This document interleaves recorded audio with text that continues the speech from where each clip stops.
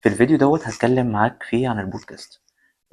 سمعت فيديوهات كتير على اليوتيوب اللي يقول لك افضل 3 بودكاست ممكن تسمعهم، افضل 10 بودكاست ممكن تسمعهم.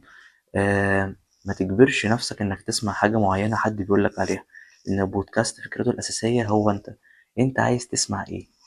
هرشح لك شوية بودكاست ممكن تسمعهم، ولكن انا بقول لك اللي انت عايزه خش دور عليه هتلاقي. في الوقت اللي انا بكلمك فيه دوت في بودكاست عن اي موضوع يخطر في بالك، اي موضوع.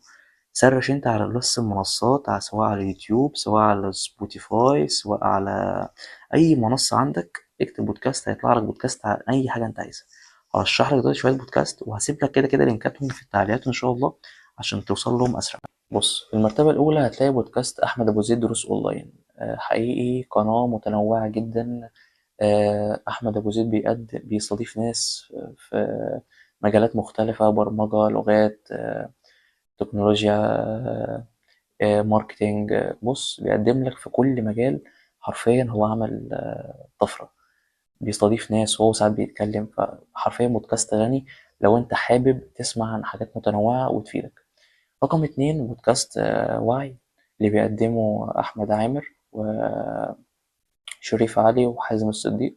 بيوصلوا المعلومة بطريقة جميلة جدا، وبيفسروا برضو مواقف في السيرة النبوية.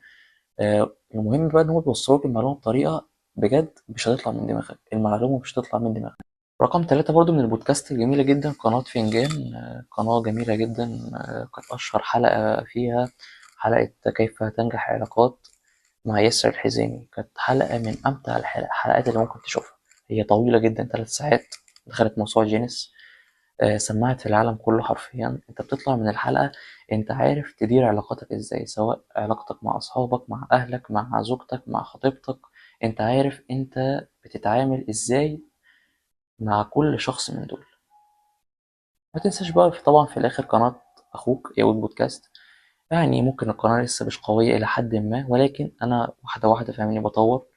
ما تنساش برضو فاهمني ان هو محدش بيبتدي بيرفكت، فواحدة واحدة ان شاء الله القناة بتتطور بيكم وبدعواتكم وبدعمكم. في آخر الفيديو أنصحك إنك تسمع بودكاست متنوع، ما تجبرش نفسك إنك تسمع بودكاست معين عشان حد قالك عليه. سلام.